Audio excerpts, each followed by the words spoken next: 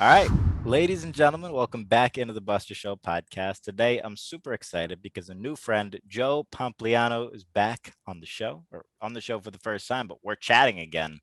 And thank you so much for being here, man. Yeah, man, I'm happy to be on. Thanks for having me. So, right before we came on, we were just talking about, um, you know, Olympic sports and how many new basketball leagues there are. I was telling you a little bit about, the Crew League and some of my involvement there, but you've got Africa's basketball league starting. You've got, things like the Crew League, 3-on-3, by Red Bull in the Olympics. When you think about it, there's nothing necessarily proprietary about any given sport. Do you think that's something interesting that the average fan doesn't really think about? Like if every NBA player woke up when their contracts were done and said, "Hey, let's start our own league called the Players League." And they did it, they could. Is that something you ever think about?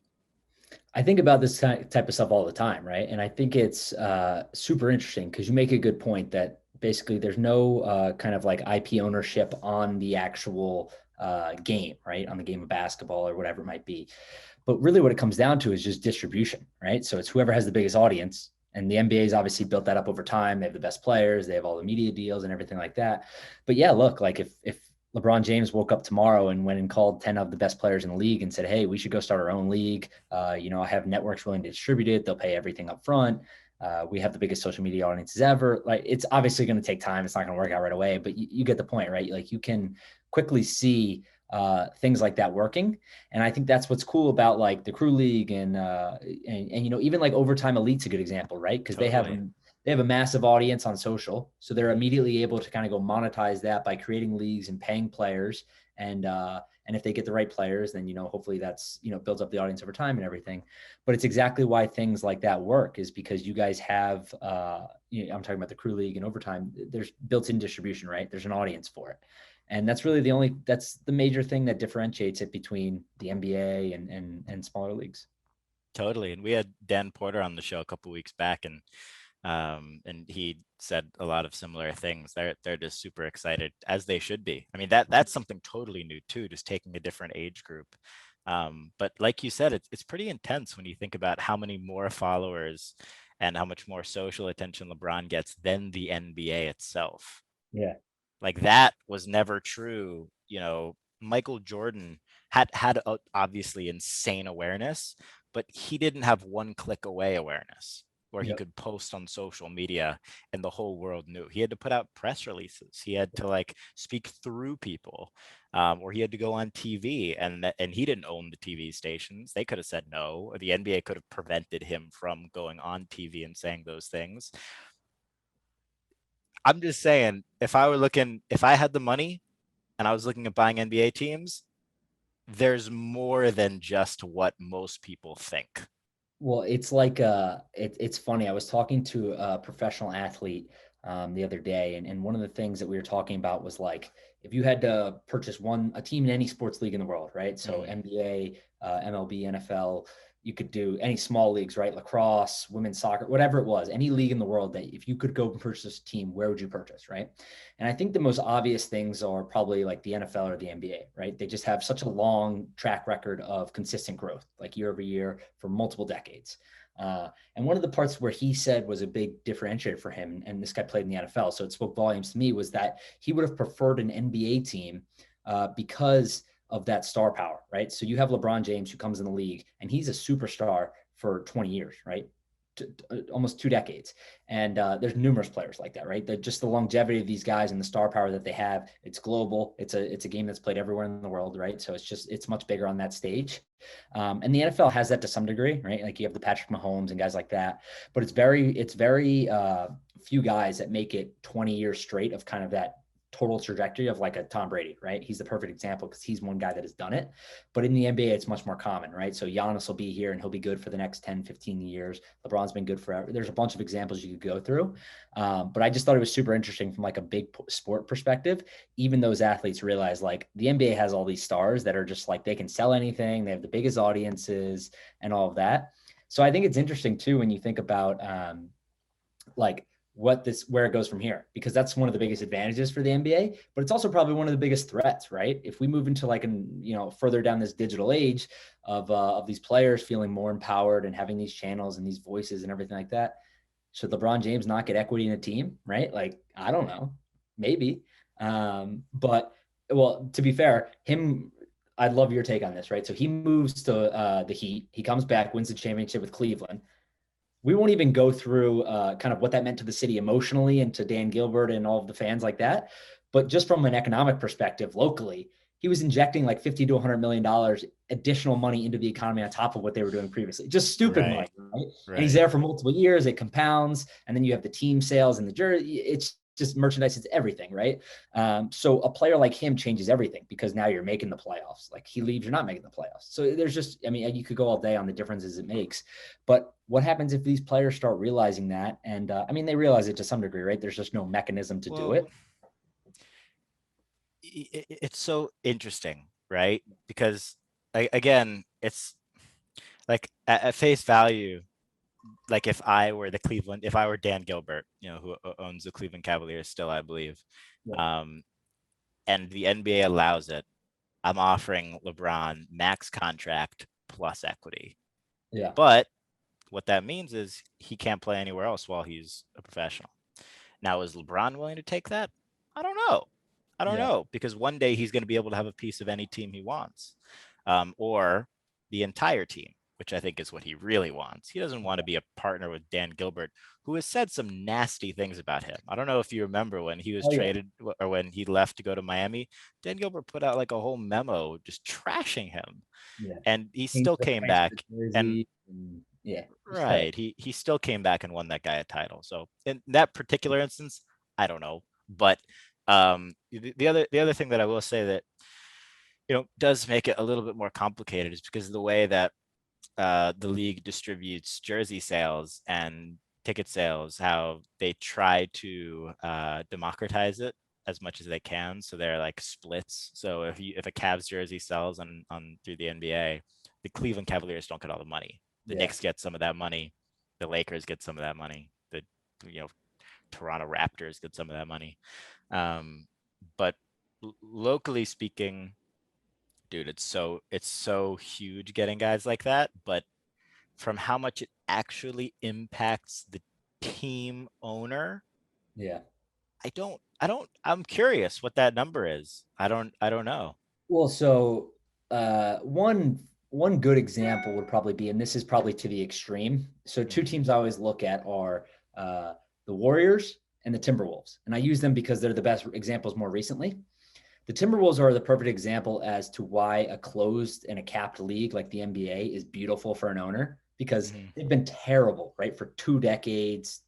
Since Glenn Taylor bought the team in late 90s, right? So Mm-hmm. 20 plus years, they've made the playoffs a handful of times. They haven't won anything. They've just been terrible for year after year after year. He appreciated his when he sold the team now to Mark Lore and A-Rod, it was like a 20% compounded annual growth rate for like 2.5 decades.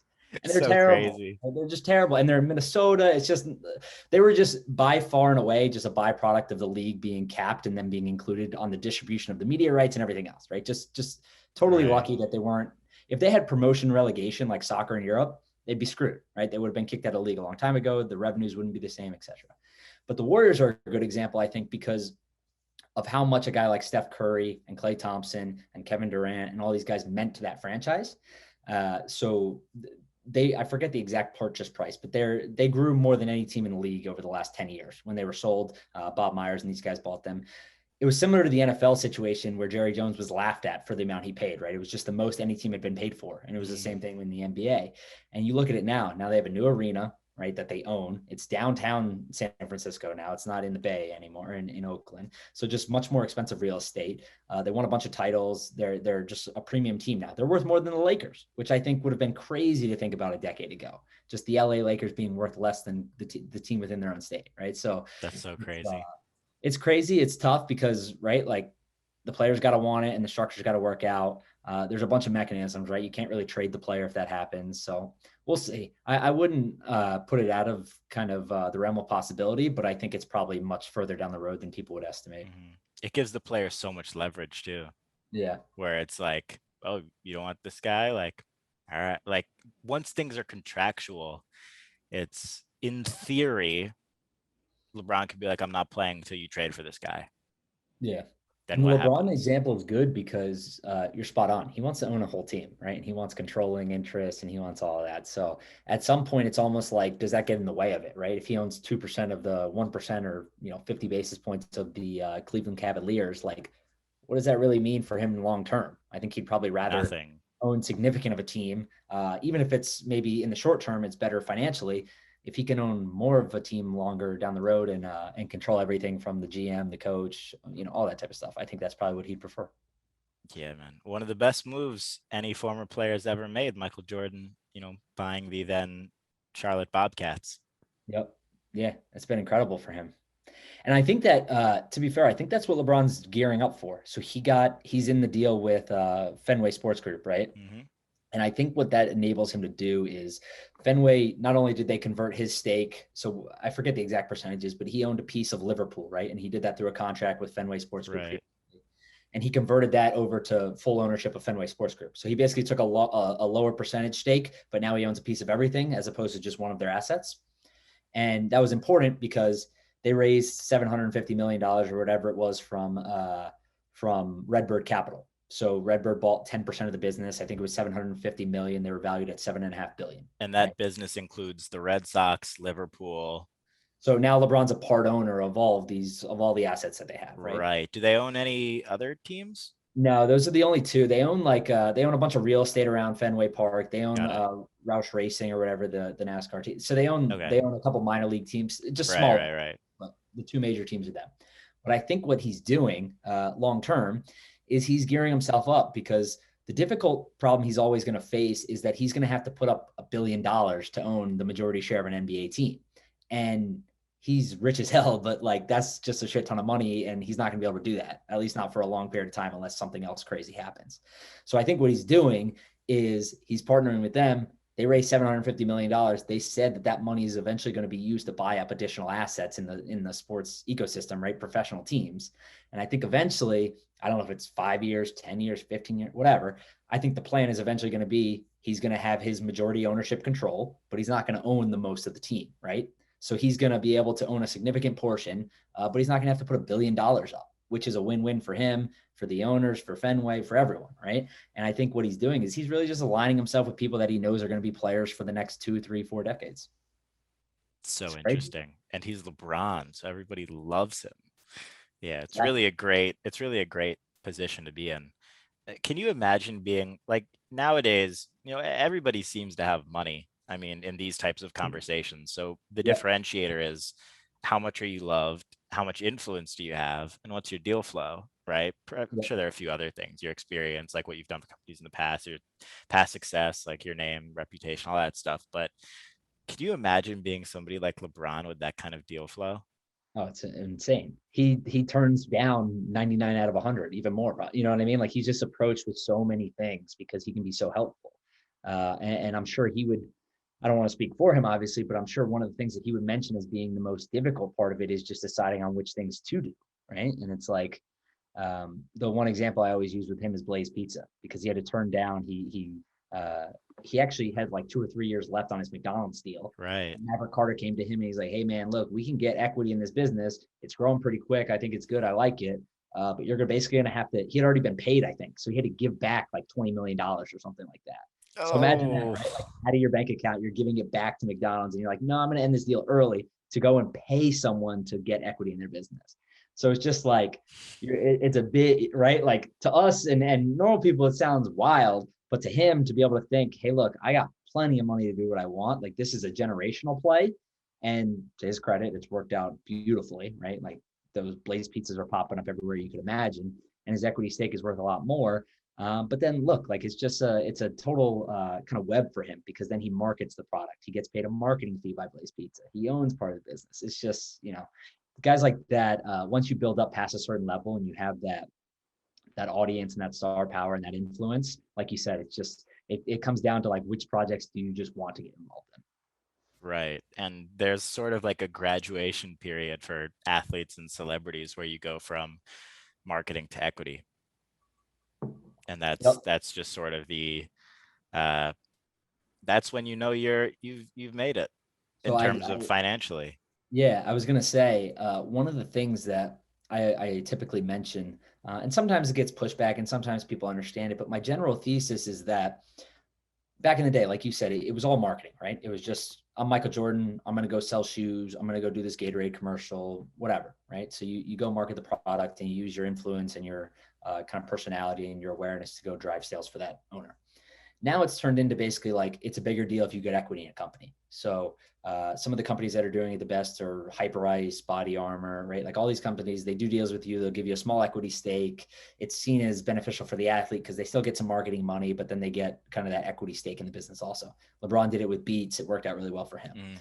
And now I think what we're going to transition into and what we've seen with the top athletes, like LeBron and some of these other guys, is that they're going to start just partnering with entrepreneurs, right? And say, hey, look, I have plenty of capital. I have a massive audience. I have plenty of influence. Everything that I'm doing for these other brands, why don't I just own more of the business, right? Like we don't need money. We don't need, if you want to go start a $100 million company and you're going to raise money, LeBron doesn't need anyone to go raise money for him. Maybe you want some other people involved. Maybe you want to involve some other guys and you want to take less of the equity because of it. But at the end of the day, like, why shouldn't he just partner with a great entrepreneur, someone that can build the business? He can provide the money and his marketing and influence drive sales, right? And there's a bunch of other things that obviously go into it. But I think that's probably like the next shift we'll see is like now it's really hot and popular to get equity in a company and everyone says, ooh, he got equity and all that type of stuff. I think when people start to have these massive exits, like we've seen in, like Conor McGregor, right? He's the perfect example. He started Proper 12. He basically said they came to him and they said, hey, look, we're 3 or 4 of us are going to go start this liquor company. We're going to own a large chunk of this, right? And we're going to have a plan that we're going to accelerate sales as quickly as we can. We'll get someone else to do all of the bottling, the manufacturing, all that type of stuff, and you'll just market it. And what happened was they scaled it up super quickly in 5 or 6 years. They already had, when they signed the original deal, they had predetermined sales targets where they would sell pieces of the business, right? So if they hit these targets, they would sell out. So he knew basically like if this goes really well, I already know how much I'm going to make. And they hit those targets, and he was the highest paid athlete in the world last year. It's crazy, right? So crazy. For an Speaking MMA athlete. Yeah, it's insane. Yeah. Speaking of, well-paid fighters, I saw you tweet the other day or earlier that, only three boxers made more than $20 million in the last calendar year. And one of those is youngster Jake Paul. First off, how do you feel about that from your business side of things and then your personal side of things? And then secondly, is this the future of sports? Yeah, I think yeah, so just for everyone who didn't see it, it was basically Sportico did they do a very similar list of Forbes where they come out and they say, hey, this is how much athletes made last year, kind of on the court, on the field, whatever it is, versus endorsements.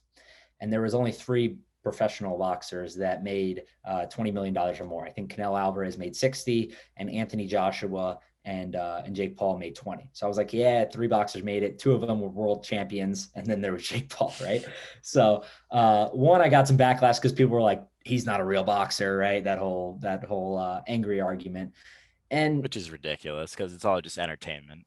like, and that's what it is, right? And we were talking about McGregor earlier. It's the same thing. McGregor's a world-class athlete and he's an incredible fighter. But at the end of the day, the reason why he was so successful was because of his ability to market, right?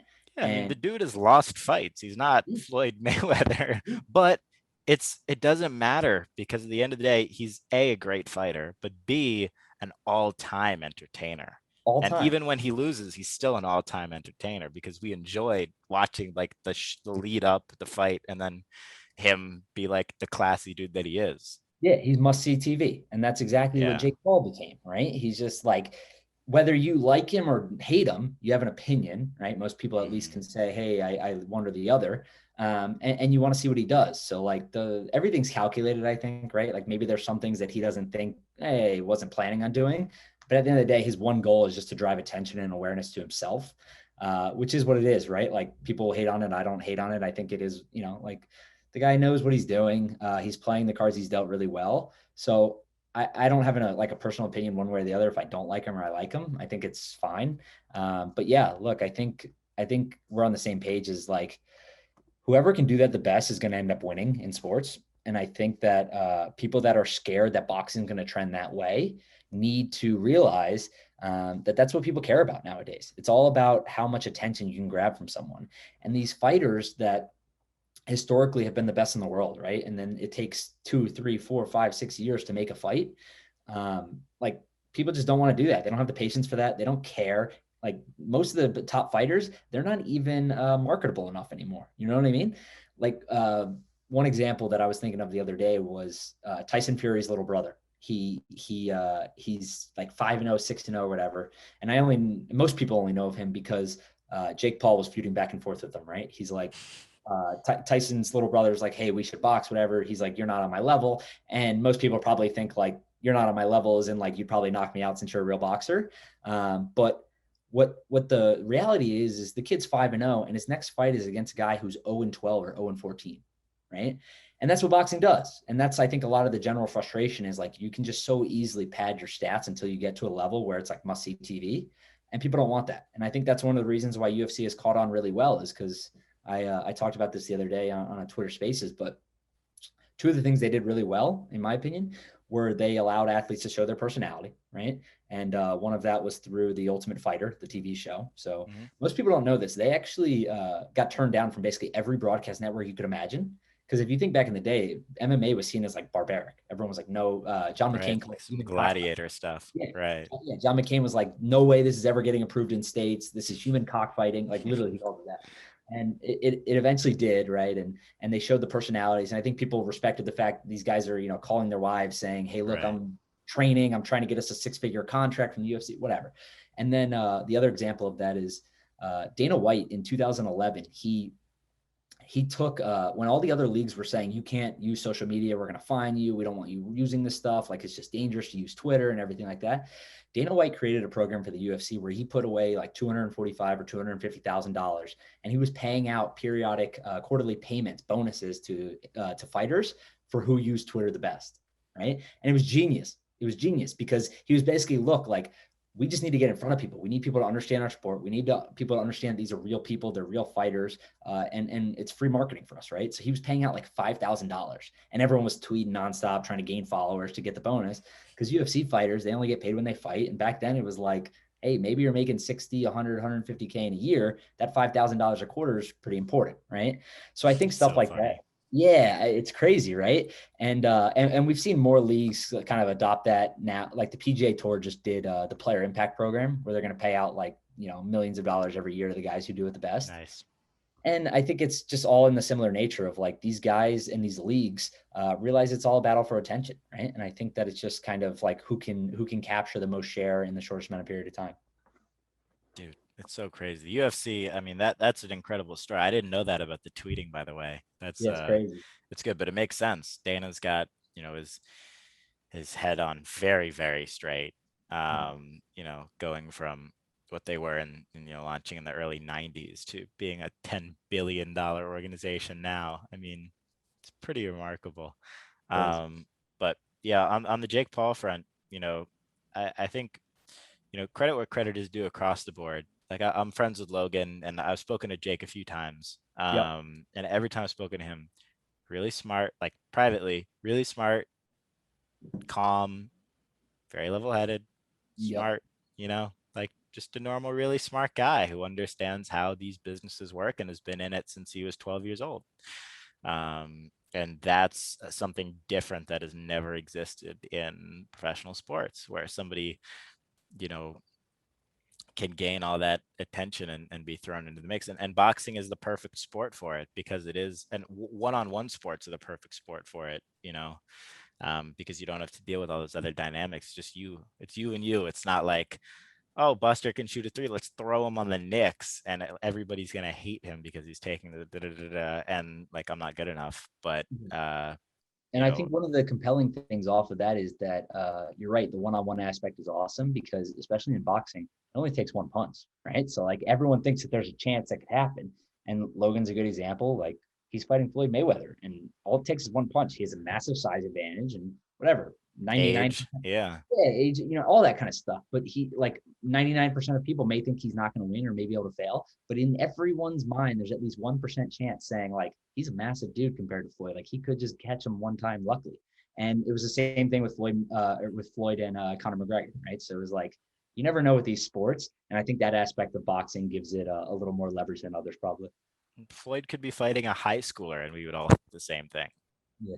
It's not a, it's like, and Logan's awesome. And I think he's going to do great. I think he's going to surprise everybody. Yeah. But that's just inherently the sport of boxing as opposed to something like tennis, Yeah. where no matter who you put against Roger Federer is not going to lose Yeah. 1,000 out of 1,000 times against a celebrity or somebody who picked it up in the last 5 years, unless Yep. they are also a top pro. At all. Yeah. Right, exactly. It's not like you can have a YouTuber come out and beat Federer in the same way that, in theory, maybe I'm wrong. I could be wrong, but I don't I think think it's less likely. yeah. We'll put it less likely. I like that. um, so what? One other thing I wanted to get your thought on. I put this on LinkedIn and Twitter the other day. But I have a theory that sponsored entrepreneurs are going to be as big of a deal or near as big of a deal as sponsored athletes and influencers are currently 5 to 7 years from now. And I think that from conversations, internally with companies who have products, and you know, it's funny. Like, I'll just use arbitrarily Red Bull as an example, right?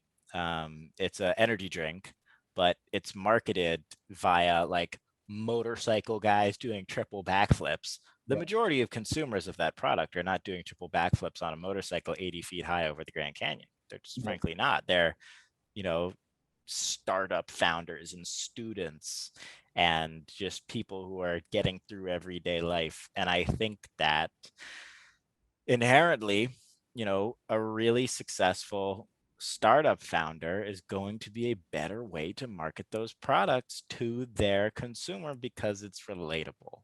Yeah. And I think that that is going to happen across the board, especially because entrepreneurs now have followings. That was never true 20 years ago. Kids didn't grow up having their favorite Shark Tank person or their favorite Gary V or their favorite, you know what I'm saying? Their favorite podcaster who's 100%. also an entrepreneur. Yeah. Um, and I think that the inevitable outcome of that is because there aren't that many and followings are going up for entrepreneurs like yourself, myself, everybody across the board, right? That there's going to be a whole Nike division for entrepreneurs, and they'll have their own sneakers too, Yeah. because that was the message all along, that anybody can do it. And entrepreneurship is sort of at times a better example than sports, because it really, you don't have to be 6'6" on average NBA height, just Yeah. statistically speaking. um it's a little bit more democratized, and I I, think that I, it's uh, interesting. I was gonna say I'm glad you said that because I saw your post on LinkedIn the other day and I don't know if I liked it, I think I did, but I was 100% agreeing with it, right? Because I think there's a couple things, but one, historically, I think it leveraged athletes and brands leveraged athletes because they were the ones that had the following, right? Like they were on TV, they had all these things. And now you're completely right. Entrepreneurs have it, right? So if you look at someone like Mark Cuban or Chamath from Social Capital and Mhm. VCs and just business owners, right? Not only do they have the following, but they're actively trying to build followings. So I know 10, 15, 20 founders on Twitter who are actively trying to grow an audience because it's just beneficial for everything you do, right? Like distribution for your product, awareness, whatever it is, it's helpful to have an audience online. And I think that that's a natural flow of that is to work with brands. And it's funny because when I talk to brands to sponsor the newsletter, and I usually do package deals, right? So maybe one entrepreneur who has a newsletter will just do newsletter ads. And the way I always talk to brands is like, we should do newsletter ads. We should do tweets on Twitter. We can do an interview. You can do a guest post. Like you just do a bunch of different things. And I think that what that brings is it's almost like it's an endorsement deal for an athlete. And I actually had a brand mention it like that. They're like, yeah, this is kind of like an endorsement deal. Like like I talk about them on a podcast, right? If Mhm. something comes up and it's, someone's talking about fractional share trading, I'm like, oh yeah, I work with Collectible. We do this thing, right? Right. And it There, you becomes like just this. did it. Exactly. Dude, so good. But you know what I mean? Like it becomes this flow where anywhere I go and someone brings up something, it's like an endorsement deal because you're talking about their product. You know, people are listening. You know, people are reading what you're writing and all that type of stuff. So it's like a cycle where you're just hitting them with multiple touch points, right? They see something in the news, Right. they see it on Twitter, they hear you talk about a podcast. Next thing you know, 3 times they're going to buy the product, and it's And just different from. and totally. And inherently entrepreneurs are more attracted to equity, Yeah, because normally they don't need the money, or they're not going to spend the money on a thing.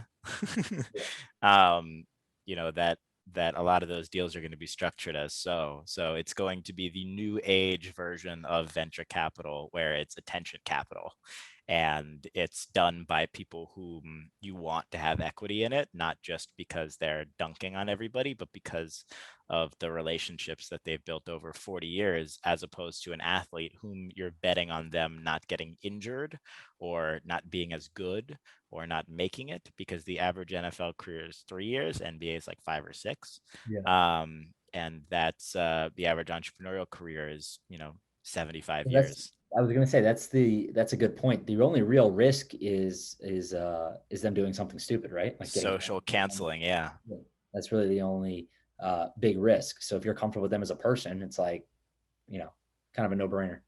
Such a long-term relationship, as opposed to a lot of these athlete deals who they're like, dude, just think about the draft class. Like, look at a company like Panini, right? They make basketball cards, and every year they sign every single kid in the draft class.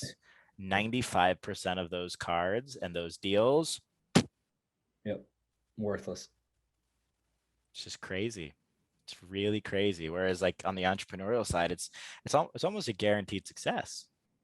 Yeah. Depending on what stage you're doing it, for sure. Right. Like if you're going to someone who's already experienced and has a track If record you're going to and example, Chamath, it's a win, 100%. but it's not I'm as curious how, much if like you're I going was just to going to say, like like, an I'm NBA curious how those All-Star. guys would price. What were you gonna say? Oh, sorry, go ahead. No, I I was just was going to say, I'm curious how those guys would price it, right? Like, how does Shema think about that? I'd be curious. Like, is it like compared to an athlete? I would assume it would be a higher fee, right? Like, just depending on kind of the money wise and what's necessary. But I don't know.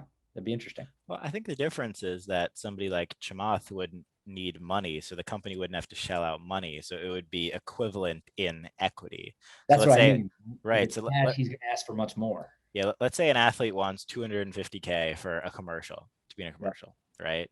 But Chamath is like, oh, well, I'll endorse it in every conversation and room that I'm in that's applicable, and I'll tweet about it a couple times.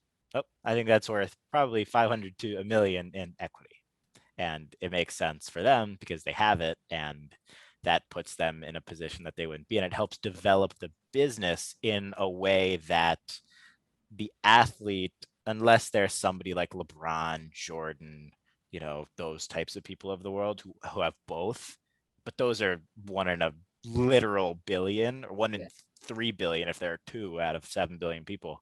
But you know, it's just an interesting direction that I think things are gonna go in at all stages, because why spend like an athlete helps build like a product and consumer base, whereas if the entrepreneur does both strategically, professionally, has experience, relationships. I'm trying to think. There's got to be someone who has like a shoe deal or something like that, right? Well, Like, Gary has a shoe deal, K-Swiss. yeah, Yeah, Gary does. Gary's put out like 6 shoes and they've sold out every time. So Gary's the perfect example then, right? Yeah. I don't know if he has equity in K-Swiss. There's something more going on there than just sneakers, Yeah. I'm sure. But yeah, he's been super successful there. And I think if Mark Cuban dropped a sneaker, I'd buy it. Oh, a bunch of people buy it, right? Steve Jobs, right? If when he was alive, if he dropped something, people would buy it, right? It's just Elon Musk. Dude, imagine well, Elon's already done flamethrowers and tequila. Forget about something that's actually useful And and they has sell out like utility. He's never dropped anything with utility except for the cars. yeah. So true though, but so funny because anything he does sells out, right? Like He it drops just like underwear. Didn't he drop like underwear? I don't know. I remember the tequila and the flamethrower. And I know that they both sold that. He does like one a He year, did he right? did booty shorts. He did Oh, booty that's yeah, shorts and yeah. they sold out immediately. Yeah. There's some utility there, but not that much. Not Not enough. that Yeah. much. Not enough, that's for sure. Um so What do you think? Do you think that leagues like the NFL, like individually, I know the Sacramento Kings came out and said they would pay athletes in Bitcoin if they wanted to be. Do you think that that's something that will ever receive mass adoption, or do you think that the leagues sort of want to protect their athletes? Because it would, like in December, everybody was like there was it was only up. Yeah. Now Bitcoin's at 62, goes to 35. Imagine if you are the NBA and a top athlete wants to be paid 10 million and that 10 million turns into 4 million. After taxes, it's 2 million. Yeah. And like all of a sudden you look bad. Do you think that that will prevent leagues from, full in adoption on that sort of thing? I was gonna say, even if it goes the other way, they're probably pissed, right? That they Right. didn't have the upside. But I think what the leagues are doing right now is super conservative and the right move for right now, which is Russell Okung, right? He plays for the Panthers. He makes $13 million a year. He came out, I believe it was in November or December, and he said, "I'm going to take 50% of it going forward in Bitcoin specifically." So he took $6.5 million and he said, every paycheck I'm going to automatically transfer half. And he uses payment service called Strike. And what it does is basically it's direct deposit for cryptocurrency. So the Panthers pay Strike right here in the middle from here to here, and then Strike converts it to cold storage and puts it and gives it to Okung before he even sees it, right? So it's just like your bank account. But the issue is that CBAs right now for the NFL, the NBA, and the MLB all say that you can only basically pay through direct deposit or physical check. So you have to go and make an amendment to be able to do anything else. And a lot of these leagues, one, like you said, just don't want to be involved. But Right. I think what we're seeing, and I've written about this in the past, it's really just I think we're definitely going to see more players do it. I know that there's players working on doing it, right? So there's going to be more players that come out and say, I want to do 50%, 100%. Sean Culkin, he was on the Chiefs and he wanted 100%, right? So there's going to be more players. I think there's going to be some big names doing it. But in reality, I think it's actually the other side that we're going to see a lot more innovation. It's going to be sponsorships. The Miami Heat, they got like $135 million from FTX to rename the arena rights, and they couldn't sell them for 2 years. American Airlines ran out like a year or 2 years ago, right? And it's That's still so crazy. couldn't sell it. And so the city had the rights. They went out and sold it and got a cut of it or whatever. But FTX paid $135 million, so massive amounts of money. And my whole thing is like, if they're paying $135 million, they're 100% going to want to use their products within the arena, right? Like, why shouldn't you be able to use their products and transact in Bitcoin for stadium concessions or merchandise or whatever? The Mavericks accept Bitcoin for sales. The And Athletics, Dogecoin. yeah, and Dogecoin. I was going to leave that one out. But yeah, like I congratulated Mark on his foresight. I emailed him. I was like, by the way, your foresight on Dogecoin, yeah, remarkable. yeah. And so what's his deal? He says he's not going to sell any, right? He's going to keep it in whatever. I It's don't like, know. I don't know. But uh, he's up so much. I mean, the Mavericks, I don't know the breakdown or any of that. Just yeah, funny. I mean, he's been accepting it for months, so he's certainly done well from a kind of a purely financial perspective. But yeah, like just to that point is like I just think we're going to see a bunch of teams innovate with it and try a bunch of different things. Some will work out, some won't. Like FTX being the naming rights partner for the Miami Heat, it wouldn't be the first time that a naming rights partner kind of business failed or did something like that. And by no means am I saying that's going to happen, but I just mean some of these things will work out. Like the Oakland Athletics, they were selling 6-person suites to their stadium for $60,000, and they came out and said, "We'll accept one Bitcoin for it." And Bitcoin was at like 58 at the time, right? So more than anything, it was more just a marketing play, I think, of just kind of like, hey, kind of get our name in the press that we have suites available. This is what you can It do. was sweets for a year, Yeah. right? Yeah. Yeah. So suites, full season suites, 6-person, you got $60,000 or Bitcoin, which was at 58. But if they would have transacted in Bitcoin and held it, they'd be down significantly right now, right? Or if it would have went the other way, they'd be up significantly. So I probably am led to believe or assume that they were just going to kind of transact it and trade it for fiat and USD immediately. But Right. who knows? But right, like I think those are just all examples of teams getting creative. Like the Giants signed with Grayscale, right? They signed a sponsorship. So I think that's kind of more of the interesting part for me. Athletes will continue to try to kind of be at the forefront, but at the end of the day, they can just take their salary and buy Bitcoin. So it's kind of just like a different angle of it. Right. Yeah. That ability, because it's so funny. I was thinking the other day, I was like, I texted my friend. I was like, I wonder if Uber does any sponsorships because I'm really spending a lot of money on Ubers. And then I was like, or I could just get a sponsorship with anybody else and spend it on Uber. Yeah, It's like there's no difference. yeah, because Money, Uber's like, we'll give you credits, or and it's like it probably like I mean I'm just speaking for them, but it'll be right? like a discounted rate when in reality you're like, wait, I could just go get a different sponsor, it'll pay me more, and then I'll just use that money on Uber, right? So it's kind of the same, Right, right. kind of the same But thing. internally, like emotionally, you want to feel like you're getting something. So like I want to feel like I'm spending nothing, Yeah, but in reality, I'm spending more, and that's yeah, no fun. But yeah, man, this whole world, it's changing so fast. I mean, I didn't have any crypto conversations a year ago, and now I can't go 3 hours without a text, and it's crazy. it's crazy. I think it's good though. You know what I mean? It's like whether you believe it or not, it's innovation, right? And it's tech innovation. I think that's awesome. And really, if you are a believer in crypto in general, whether it's a Bitcoin, Dogecoin, Ethereum, whatever it is, I think that we've now transitioned to a space where it's kind of like uh, it's not anymore. It's like crypto versus something else. It's like crypto internally, right? And it's almost like people are arguing about different things within crypto.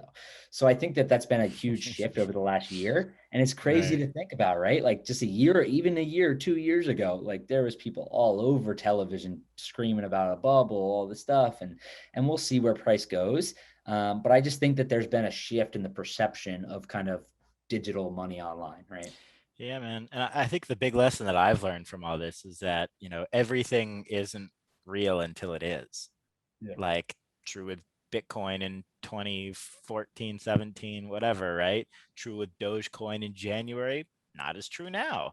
You can give utility to anything. So to call something, you know, bogus indefinitely looking forward is something that you can't do as a human in 2021. You just got to wait and see. You can say, I don't believe in it right now, Yeah. but you never know. You It never was know when Elon's just going to tweet something out and it's just going to go crazy. to the moon.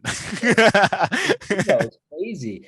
And it's funny because like just the craziest example of it is probably I saw someone um it was I think it was either an individual or a media company or something was tweeting about Bitcoin being a scam, and people were pulling out screenshots of literally them in like 19 whatever saying the internet's a fad, it's going away and all this shit, right? And it's like that's an extreme example because the internet turned into something that's like one of the greatest inventions That of all. I hope that response ratioed the original Oh tweet. yeah, I'll Yeah, have to find it and send it to you because it's good. But in reality, I'm not saying that to dunk on someone. I'm saying that because it proves your point, right? Where it's like you can't just dismiss ideas, right? You have to try to give them time and optionality because you never know what's going to happen, right? Like if someone, it's almost like Elon is a good example because he can just bully something through, right? Like Dogecoin was literally a joke. It was a joke, right? Like literally. made as a joke, Yeah. and it's gotten to the point where like Elon is literally like almost trying to force it to become a thing, and it's to his credit or downfall or whatever, it's worked, right? So when individuals have that much power, anything can happen. Individuals have more power than ever. I'm curious your thoughts on NFTs. I love NFTs, but See? I think that you know, anytime people get involved in, I know this from the sports card world, anytime that people get involved in something before doing a year of research, you're going to get what happened in NFTs, right? Like sports cards, they've been around forever, 100 plus year history. In the last 24 months, everybody, or last 12 months, everybody starts buying sports cards. They don't do any research on what a population is, so it's quantity. So everything is supply and demand in the world. Sports cards, in particular, since it's such limited quantity, like art and collectibles. So everybody gets in. They don't do any research. They try to flip. They don't understand that because something is cheap, you got to understand who else is at the cap table with you and that they don't have the hands to be able to hold that stuff long term.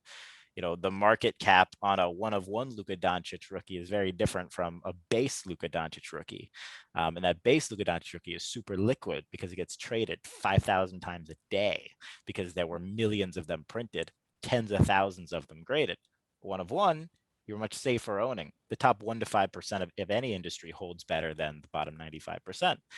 Um, So I think a lot of those things that people just didn't know heading in, and a lot of young people, and a lot of people who just, or quite frankly, headline readers and had card nostalgia from growing up as a kid, and that sort of thing created that. But in NFTs in particular, uh, I think a lot of similar things happened. People just were they felt like they missed crypto because they didn't do what the famous tweets did, which were 1 in a billion that most of them didn't even hold, where they paid for their coffee or they got $4 of Bitcoin at the very beginning, and now they're millionaires. So people like are pissed that that's not them, and they see Yeah. something new and they're just like, oh, grab it, try to grab it, do everything they can, and then they don't have experience in collectibles, which is what NFTs are at the end of the day, collectibles and art. It's not crypto. And they just make uninformed decisions with no research because it's all so new and just shots in the dark. And 99.99% of those NFT shots in the dark have failed miserably, like really bad. But there are good ones. There are good ones. I think, like I'm an advisor for a company called Eternity. We do celebrity NFTs with Tony Hawk, Pele, Muhammad Ali through his foundation, like, really big celebrities. And I'm on there to help them understand, supply and demand and quality and quantity, all those sorts of things, and how to make it super collectible. But Yeah. the crypto punks are another great example. I think what Gary did was super cool too with V Friends. But at the end of the day, investing in an NFT is very risky if you haven't done your research, but it's investing in two or three things. A, you're betting on the jockey, not the horse, the person behind it, because as they grow, it's like buying their rookie card. But you're also betting on their understanding of collectability principles. Mhm. If they don't understand that once you do a first set, that's the first set forever, and then you have to continue to promote that original set and allow people the framework to sell it on secondary markets in organic and authentic ways, and allow people to buy via credit card and all these different things, um, it's going to fail. So people are just reckless, man. I think that's true across the board, though. Like people buying Bitcoin at 62 and then selling when it goes down 10%. It's like, you deserve to lose Yeah. at Yeah, the end of the day. trust me, I get more DMs and requests and shit like that about like just like questions about, hey, should I do this? Should I do that? And my most of them I try to avoid because it's like I don't want to be, part of this problem, whether it goes well or whether it goes terribly wrong. But my one advice always is just like, don't bet anything you aren't willing to lose. You know what I mean? It's just like, and if you're going to be buying crypto and Bitcoin and all these other things, one, have a super, super, super long time horizon, because in any market, that's the biggest key to success. It's just like not caring about whether you need it today, tomorrow, or a week from now, and just being able to look so far down the line where it's like, hey, look, I really believe in this technology and that technology will continue to accelerate over time. And like, yeah, it kind of makes sense that we might have digital money eventually. And like, it doesn't really make sense that we have such high inflation and our government can just print money and stuff like that, right? So if you believe in those like very like just core small beliefs, and you have a super long time horizon and you're investing money that you don't need tomorrow, or you're not scared to lose, then it Mm-hmm. makes a lot more sense. But you're right. Like they're investing stimulus checks, right? And they're investing money that they need, and they're looking to flip things and make a quick profit. And I think that's not only why we saw kind of a slowdown in cards, but NFTs, Top Shot, all that stuff, right? It's just eventually that gets Yeah, filtered out. man. And at the end of the day, when you're trying to day trade, it's like, you really think you're going to do a better job than the companies that have billions of dollars behind them, who can literally move a market with a click, Algorithms and yep. who have been doing it for 20 years, have 400 full-time analysts? Like, you think you're going to beat them? Okay. Okay. Cool. Like, Let me, but I'm good at blackjack. right. I should be listening to you then, Yeah. you know? Why don't you Um, work for them? right, exactly. So that's part of it, man. But um, it's going to be really interesting to see how it all continues to change and develop. But my big thing about, and this is true with cards, and this is the last thing I'll say, Yeah. um, is I'll never tell somebody to buy or not buy something, not because I don't believe in it or I don't want credit for it, anything like that. I don't really, but um, everybody enjoys being right and helping other people. Yeah, But of course. the reason I can't tell anybody is because if I'm gonna tell you, if I am to tell you, I have to be there at the finish line with you. If I'm Yeah. pushing you into the pool, I have to jump in with you. If Yeah. I'm telling you to start the 100-meter race, I have to be there at the end cheering you on and telling Right. you when to sell.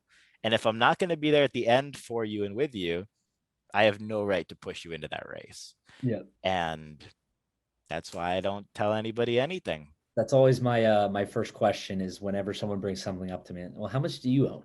Right? Like, do Right. you own any? Do you have any? Or is you have skin in the game and stuff like that? Right? Because it's important, right? Like, you don't want one. I just think it's the advice game is kind of a lose lose to some degree It because is. even Because when you even win, you if don't you're really win. right, they would need Yeah. more from you then. It's like a vicious dopamine cycle. And it doesn't feel good to lose someone else money, right? So it's like It's worse. yeah, it's not even it's not fun even when they win then because it's just like, I don't want anything to do with this. But I think just generally, I'm more curious what will happen as people return to work, right? I think most of the states are opening up now, depending where we are. NFL season, they said that they think every stadium will be open. So you got to imagine if CDC said you can go inside now with them, right? Just all the things combining.